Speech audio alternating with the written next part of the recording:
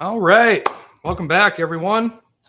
This is Fish Home Improvement Part 2, the sequel. Sometimes sequels are better. I don't know. Well, we'll soon find out, I guess. I guess we'll find out. So yeah, when we last left you, we were working on the Barely Fishing 2.4. 2.2 or 2.0, depending on who you talk to. Depending on who you talk to. And we'd gotten the furnace installed. Yep. So we did a few more things. Or almost. No, almost we installed. We got it, yeah. Almost installed. So we'll go over what we finished up there.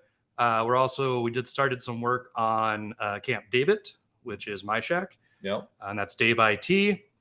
Play on the presidential place too, Camp David, but sure. Call me the president.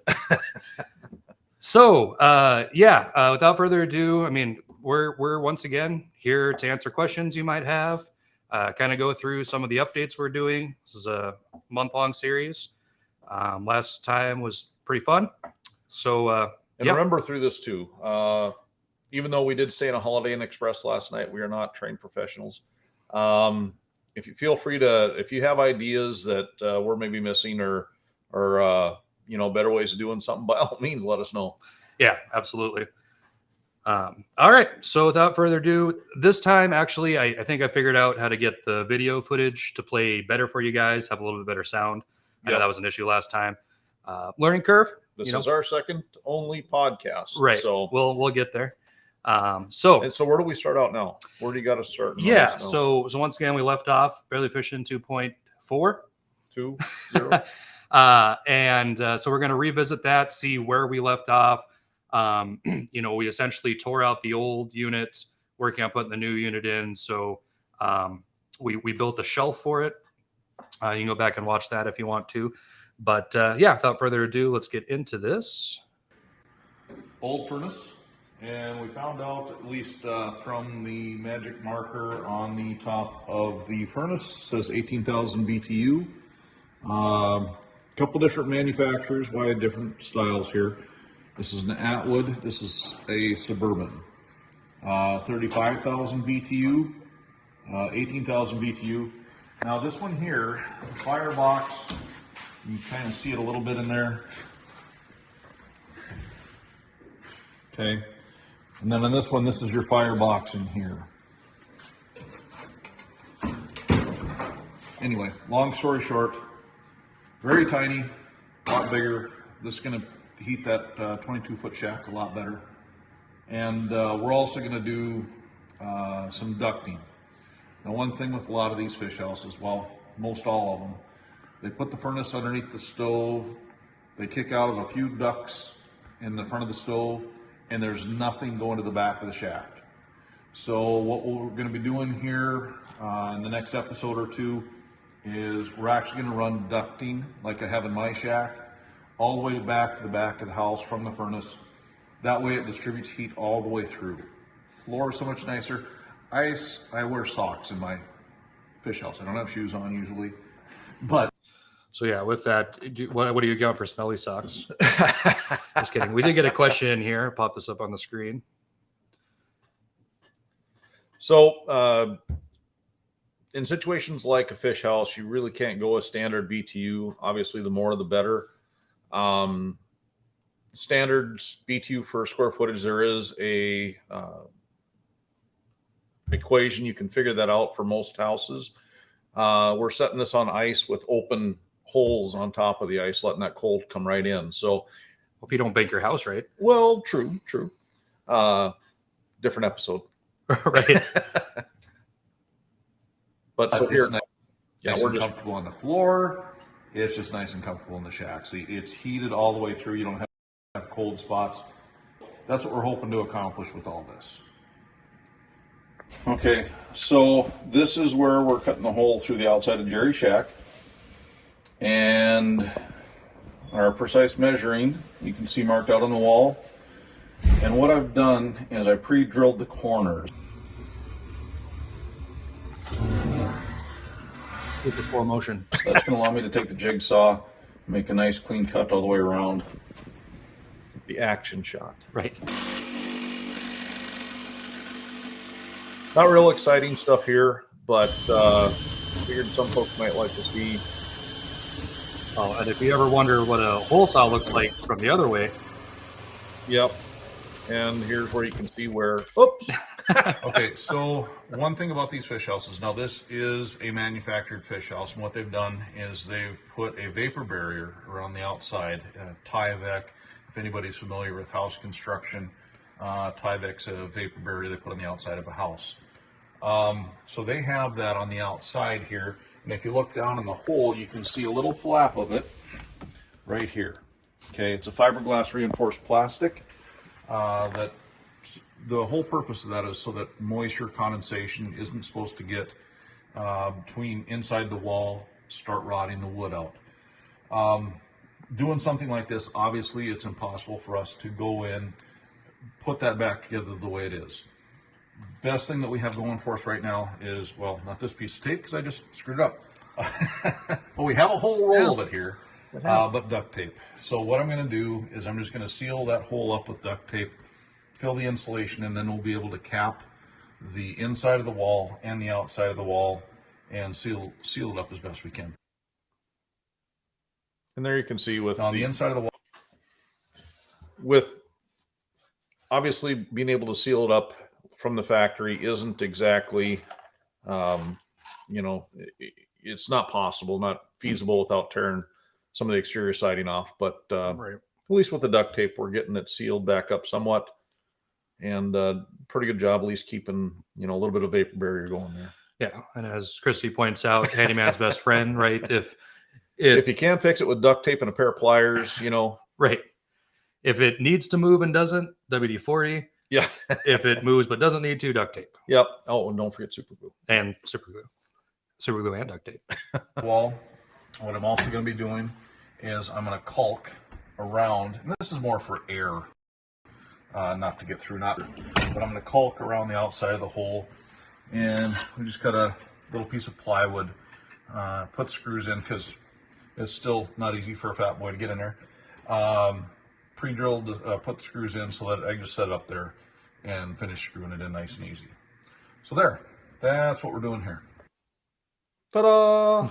After we got our holes cut, The crowd goes this wild. is just everything fit in place. We haven't securely mounted anything yet, but so far it looks to be a success.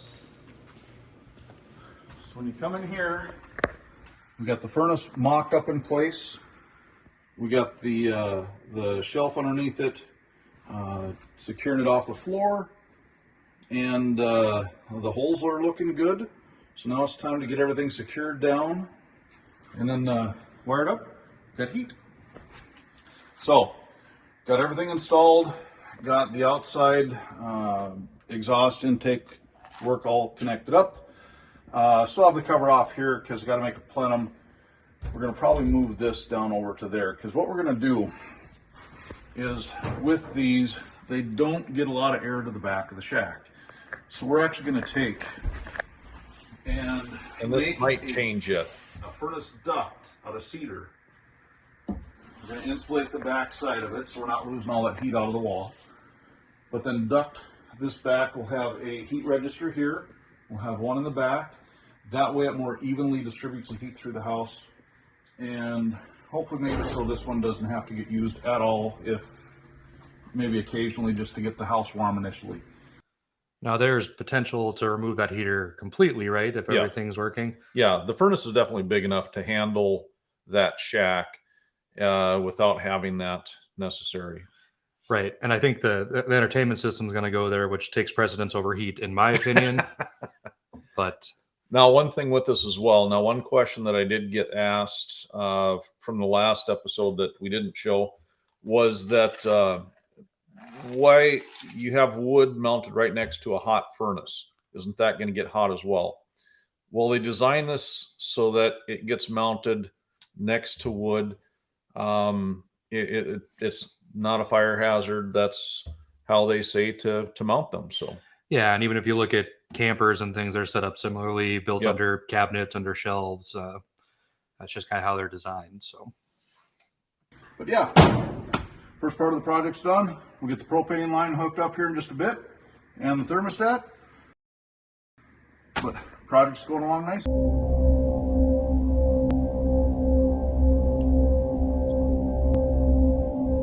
Finally getting around to fixing this for David.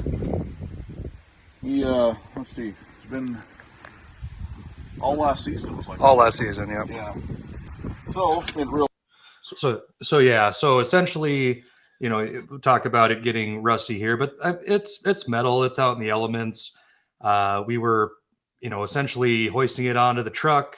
It snapped. Luckily, if you watch one of our videos on YouTube, we put a new jack system on there. So it's a jack that's removable. So even putting it down on the ice, we were able to still make it work for the last year. But I could never leave it hooked up to the truck. And with that as well, let's see, when it sat out on the ice for that 6 weeks, Yes. There's a nice crack that happened near the shack. So the shack actually kind of sunk down a little bit into the ice where the shack pucks worked awesome. But we had to chisel a hole down underneath that tongue to get the jack in place. Right. Because we didn't have the ability to winch it up. Correct. So needs to be replaced. And as you'll see, you know, if you're replacing the front, we figured might as well replace all three. There's one, you know, each wheel system has one, as well as the tongue jack here. Yeah, So because how old is the shack? put me on the spot here. I'm going to say 2012. Okay. So, and it's probably the original cable. It may have been replaced once, but it wears out, Yeah. rusts out. So this is that process, how you go about replacing this. Real awkward getting it off the ice sometimes, but so we're gonna fix that today. And these wear out. You know, you can see it gets rusty, they get weak, they start to fray. So we're gonna replace the cables on all the winches today, and just kind of walk you through how we're gonna do that. So to start with, these have a buckle underneath here, and these are all crimped on. So basically, just gonna cut the wire, get that off here, and then we'll be able to pull these pulleys out so we can wire everything through. Actually, we don't have to do that.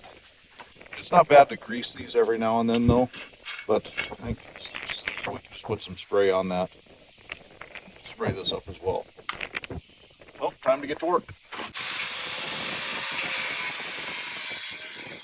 And OSHA, if you're watching, he's wearing safety glasses and ear safety. So And notice a theme here.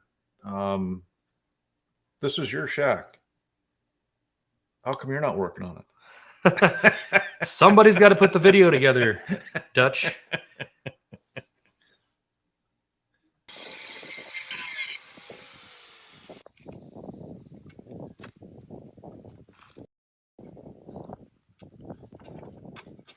Also, This is where Christy's comment comes in. Pulling out the WD-40, she says. We're trying something a little different here, but you can see even with the clutch in neutral, it's hard pull. Now they've got a little caption bracket and a nut right there. We'll take that off, and then we'll start to be able to feed the new stuff through. Not real exciting watching somebody change cable, but it's nice to see where to put the Jump. Get your mind out of the gutter, Dan. All right, let's we'll spray this stuff down, and then we'll get the new cable started. What do we use to spray that stuff down with? Instead of using a penetrating lubricant, this is out in the weather. And apologize, it was windy this day. I did do some filtering on the wind, but hopefully if you're not wearing headphones, it's not blowing your ears out. I tried my best here. And then also this we've trying this product. Don't know if it's going to do any good. You'll see here in a little bit. It did a great job, at least it temporarily loosening everything up. But yeah, if you got a better idea, let us know. I thought a liquid wrench was a torch. That's a hot wrench. That's a hot wrench. Mhm. Okay. So this will hopefully have a little bit longer staying power.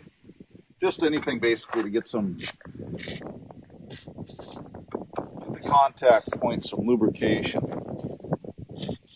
So any place that it moves is what you're saying. Then, Yeah. Right. Just should be part of basic maintenance every fall before. Yeah, it's been a better already.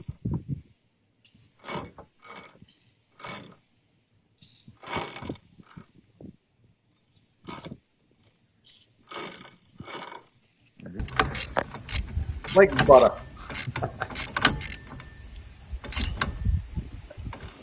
Now, get a picture of the inside over here. This is a problem I have with my shack when I first got it. Okay, so on my winches, whoever had it before me had taken and replaced this at one point in time, and instead of using a proper rounded over bolt here, they had a big bolt head sticking out.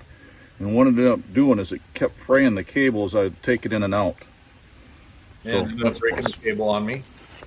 Always. Well, what I usually do, and you can see how I started this out, where I already had the lock here on the one end of the cable before I looped it through, and then I put it back through. I leave the nuts on. It's a little bit of a pain to get it as tight as you can up to the top here to make a nice little loop on it, but then you don't have to fight the nuts to get everything started. Now, fighting the nuts, isn't that what they? Oh, Isn't that like a Mexican video thing? so we did get a comment here. As far as general maintenance, spraying things down, is it one of those things that you really should do, but everyone forgets to do it? Depends on who you are, but it does happen. Yeah. A lot of times you don't mess with it until it starts to become a pain. Right. And really, yeah, you get a little shot in the fall and it works good. Right. Now I'll be putting another one of these on there as well. I like to run 2 of these, and I'll run one backwards Or from not. the other. I'll show you what I mean here in just a little bit. People So I'm going to get these tightened up. compare. There. And that's one cable replaced. Now just to wind it back up. So you think you're on all Right now I'm currently standing on the other end of the cable. Just What were you saying about I should be working on things? here. Okay. Get Guinness. This should go into the record books. We got David here working on the shack with assistance. to give it some tension. Call me Dave IT for a reason. Oh, back it off a little bit. My foot was stuck.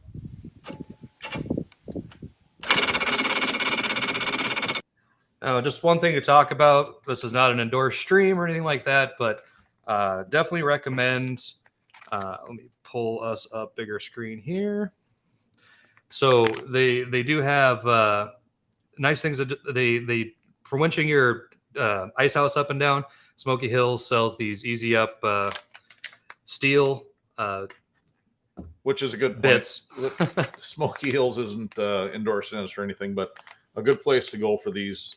They've got now I got mine. It's aluminum, and I like the steel version much better because the aluminum, if you don't have it on, as you can see, David there, if you don't have it on that hub just right, it'll slip off and auger a hole and round out the keyway on that thing. Yep. So definitely recommend getting these. They're at goicefish.com. Once again, not sponsored. We just like their products. Yep. Okay.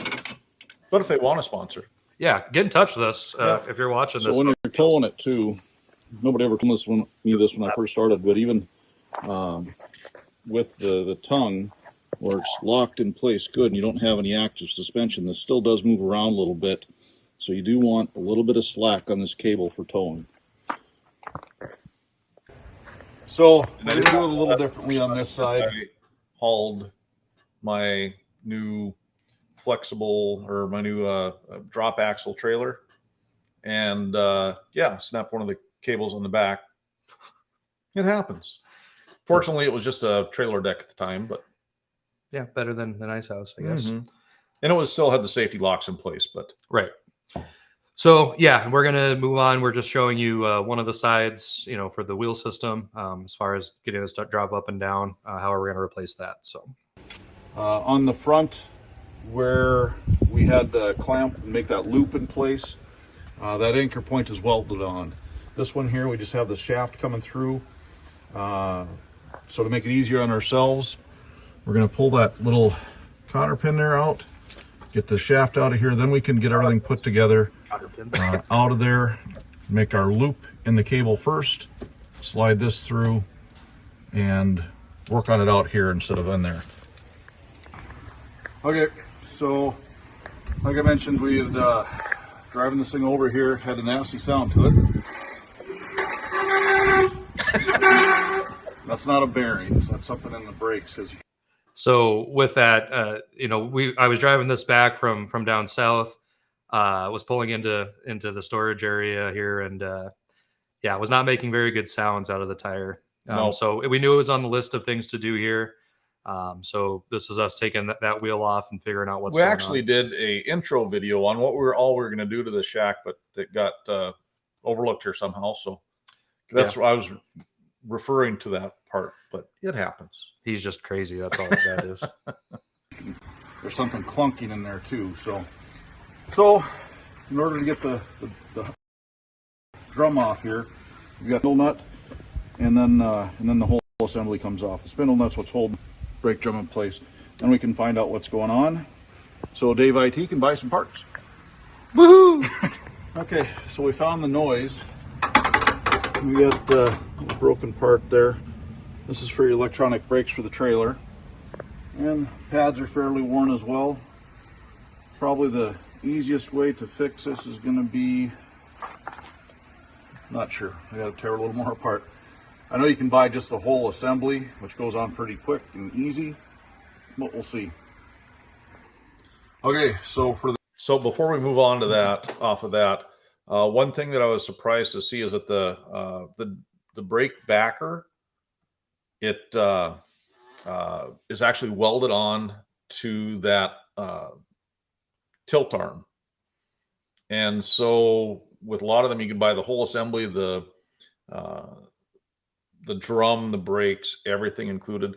Well, if you're going to do that with this one, you haven't gotten the parts yet, have you? I know some of those words. No, I haven't yet. Working on getting the parts for that, but So buy the whole assembly, but probably not going to be able to use the backer on there because it, like I said, it's welded to that arm. yeah. So still figuring out that portion. That'll be later. So, like Dan mentioned, we did have kind of an intro of what we're going to work on here. That's my mistake.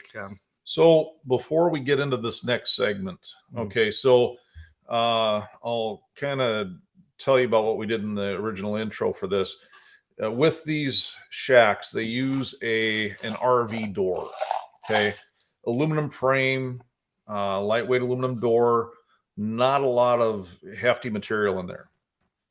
Well, over the years with this shack, you know, you're out on the ice, the wind grabs it, it slams it open and rips. For one, you can see on there the spring that hangs down, rips out of its mounts. Almost all of them, you see that it's got extra screw holes in there where they've moved the screw holes to get a better bite on the door.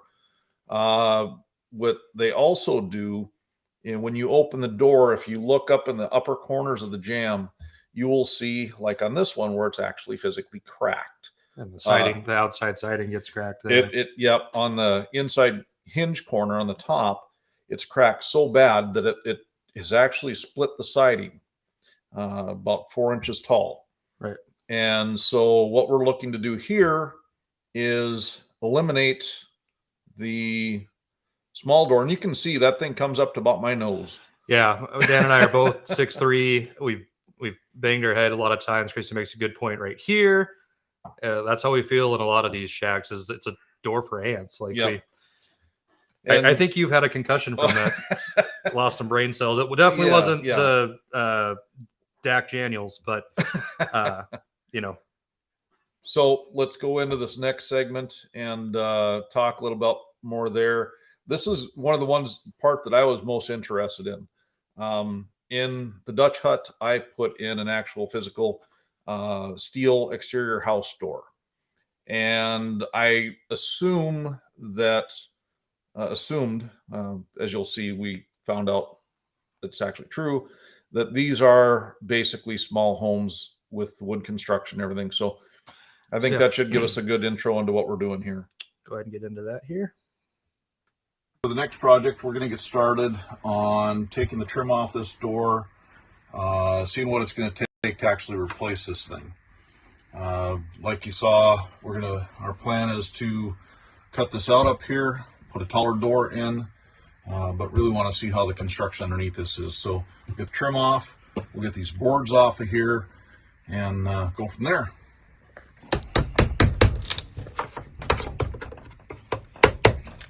And this is cedar. You want to be gentle with it, not just stick your hammer underneath there and start wrenching on it. And actually, putting the hammer in there, but I'm not wrenching that hard. It's actually just pulling on it pretty easy. Yeah, the trim was all pretty easy to get off. You see it's off the door. Okay, so learning a little bit about how they put together these shacks. These panels here, I'm guessing that they put the outside this paneling in, little tongue and groove cedar. Put this in before they put any of the cabinetry or anything in. These seem to run the whole length, which basically what we're going to be doing to make sure that, and I'm sure that the exhaust hood, everything's going to be tucked behind there. So it'll be a little more involving.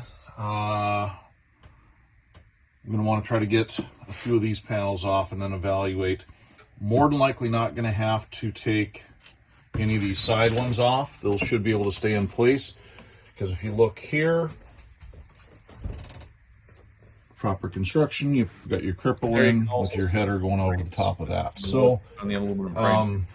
We should be able to just get in here, raise the header up, and go from there. But we're going to take these down to get there. Like I talked a lot. So what we're going to do is make a small cut back here. I wasn't even drinking So we yet. can get these 4 panels off. That's, I think, all we're going to have to do is just take these 4 pieces off there. And then the cut that I put here, we'll be able to cover it back up. I'm going to put that trim piece back on. Well, Christopher Walken style. What we're going to do is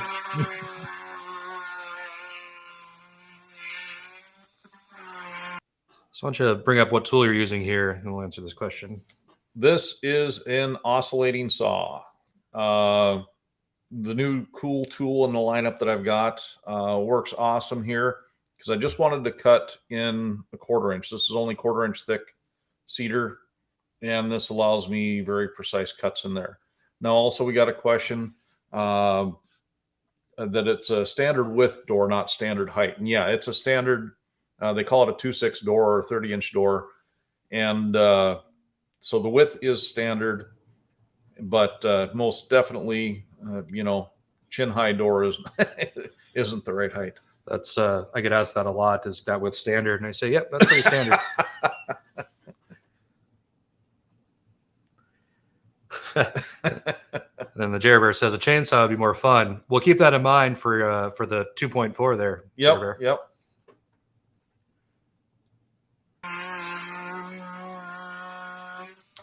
We'll put the audio down to people's ears. An exciting stuff here. But that tool does work really nice. It real precise. I'm holding on the door here because make sure we can see this all properly. But what we got is just as I suspected. It's just standard home construction style 2x3s. But it'll be real easy for us to get this header out of here and move everything up. We'll have to deal with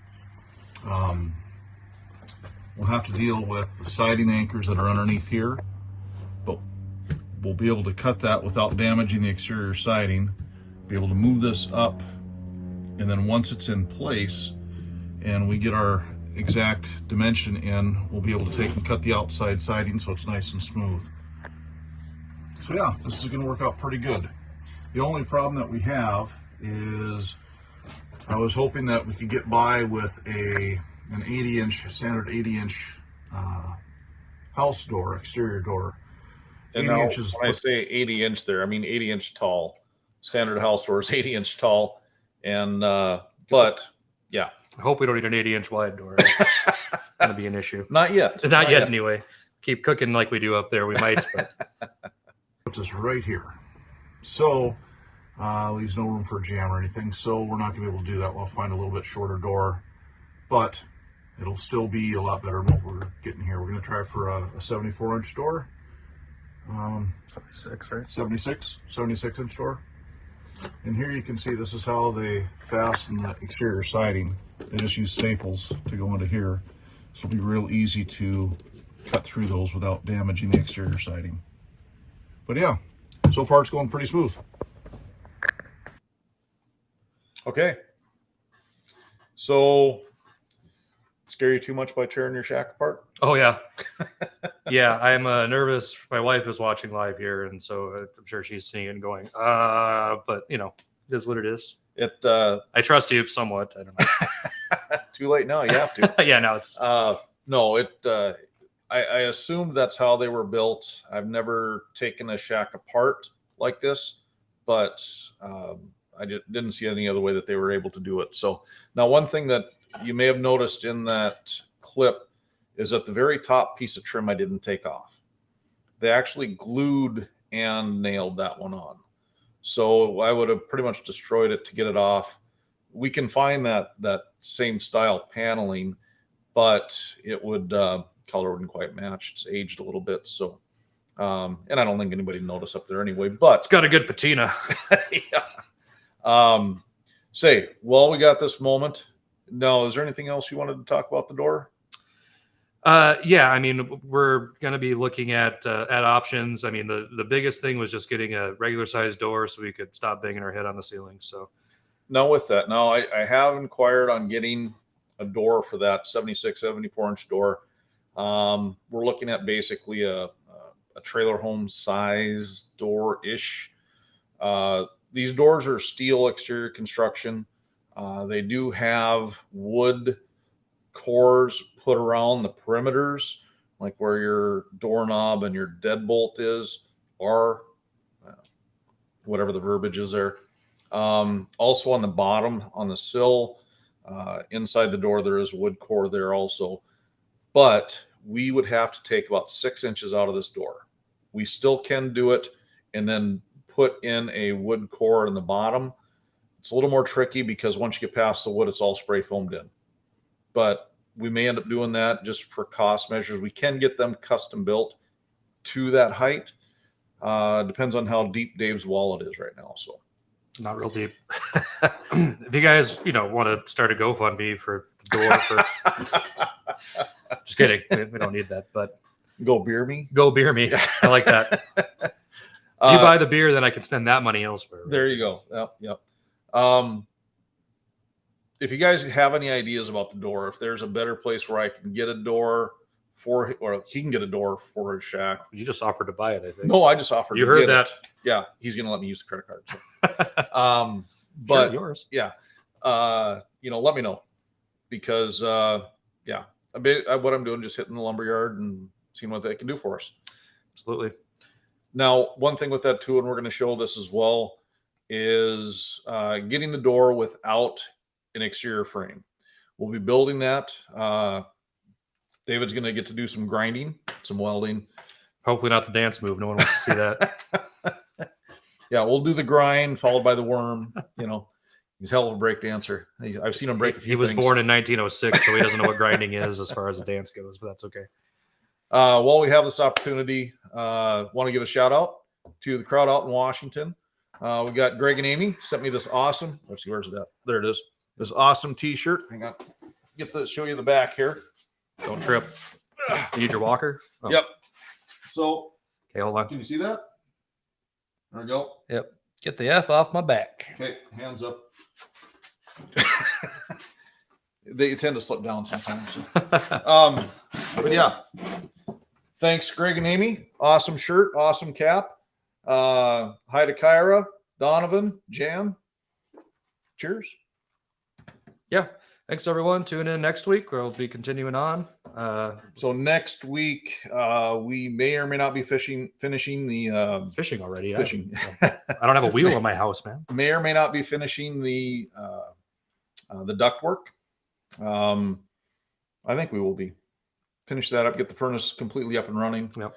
And then try to get at least the wheel back on yours and maybe even start in on the Dutch hut. Yeah, we have one more cable on mine too. We didn't plan for enough. Let's talk about that real quick. How much? So when we bought cable for the front part of my shack and the first wheel, you were figuring 22. I figured 22 foot would take care of all of it. Right. Now, a couple winds on the winch. Surprising. So the cable that was on there, and you want to have enough wind on there so that the cable will wrap around itself and kind of cinch around itself and lock itself tight. It was 6 foot. of cable that was total there, and we just replaced what was existing.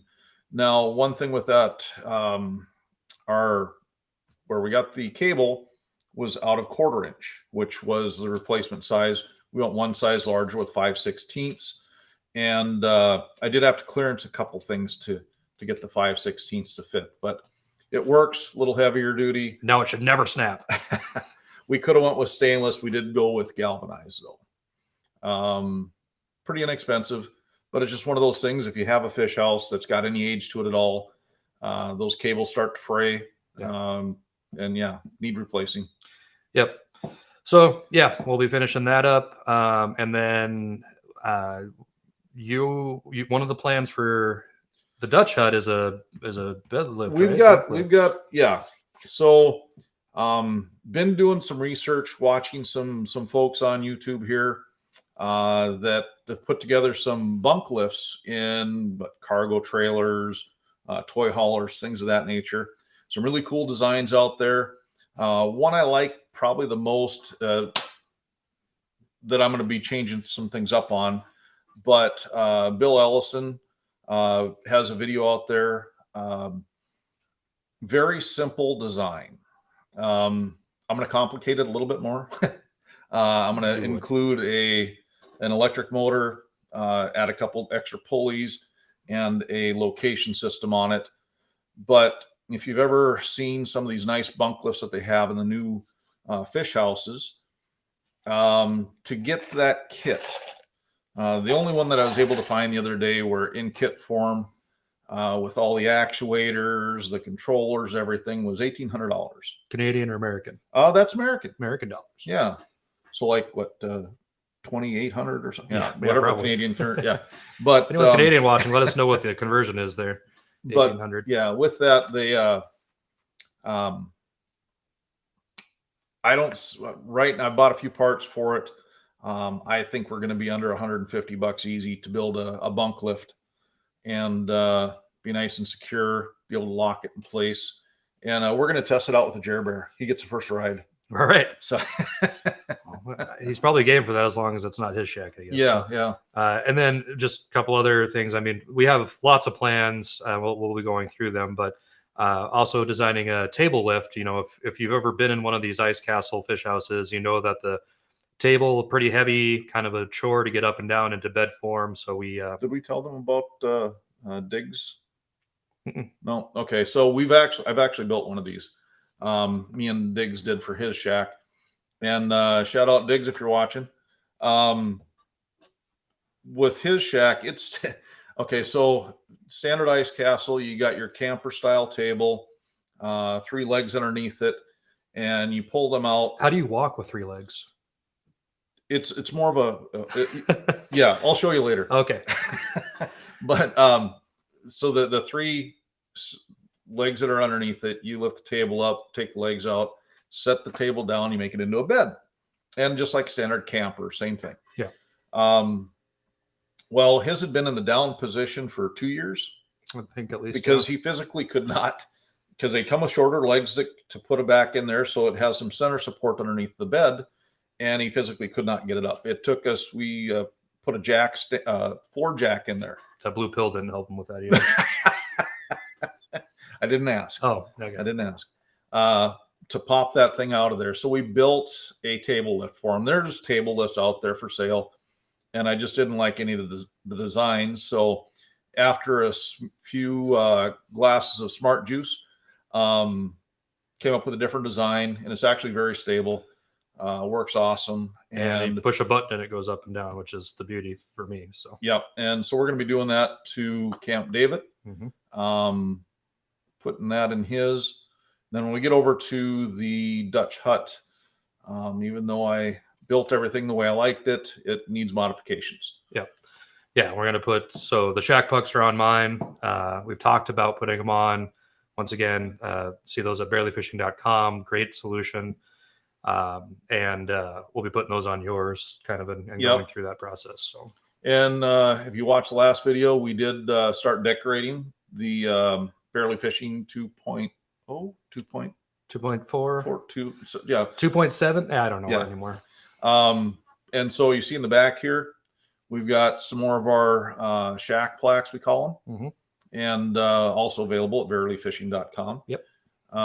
Don't have all those up there, but some are custom made for friends, things of that nature. And if you have an idea, let me know. Yeah, absolutely. And Solo Cup koozies, the likes. We got to give ourselves a plug here, I guess. But for those that have watched, definitely appreciate it. Once again, we'll be putting an announcement out for the next live video.